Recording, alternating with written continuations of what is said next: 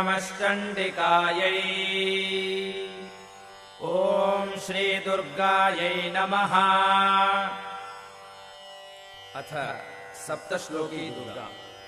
शिव उवाच देवि त्वम् भक्तसुलभे सर्वकार्यविधायिनी कलौ हि कार्यसिद्ध्यर्थम् उपायम् ब्रूहि यत्नतः।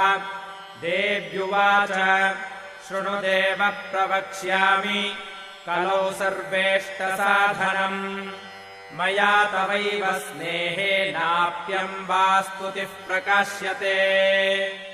ॐ अस्य श्रीदुर्गा सप्तश्लोकी स्तोत्रमन्त्रस्य नारायण ऋषिः अनुष्टुप्छन्दः।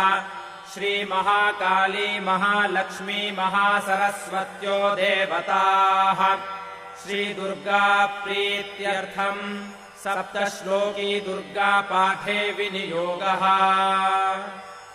ॐ ज्ञानिनामपि चेतांसि देवी भगवती हि सा बलादाकृष्य मोहाय महामाया प्रयच्छति। दुर्गे स्मृता हरसि भीतिमशेषजन्तोः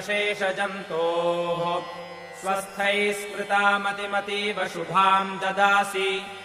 दारिद्र्यदुःखभयहारिणि का त्वदन्या सर्वोपकारकरणाय सदार्द्रचित्ता।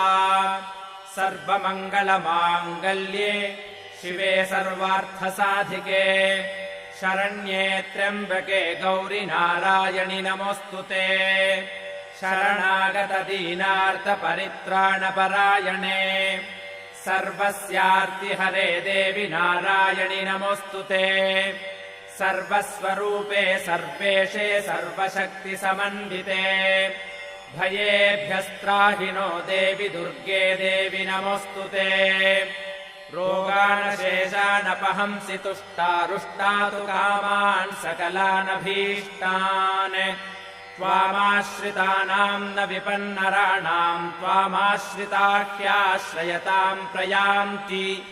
सर्वाबाधा प्रशमनम् त्रैलोक्यस्याखिलेश्वरि एवमेव त्वया कार्यमस्मद्वैरिविनाशनम्। इति श्रीसप्तश्लोकी दुर्गा सम्पूर्णा।